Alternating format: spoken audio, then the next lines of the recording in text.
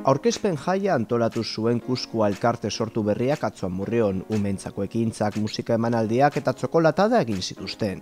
Jaia 4:00 hasi da, haurrentzako jolasak egon dira, 5:00 txokolatada egon da, eta txokolatea amaitu egin da, ez genuen hainbeste jende espero. Orain flamenkito talde bat egongo da zuzenean, eta jaia amaitzeko DJ-a egongo da. Guk sortu dugu elkarte hau, kultura Amurrion zehar zabaltzeko eta pertsonekin harremanak izateko. Hemendik aurrera, ekainaren batean, adibidez, Amurrioko antzokian, elkartasun ekitaldi bat egingo dugu, La Cuadri de los Piri laguntzeko, minbizia duten aurrei laguntzeko.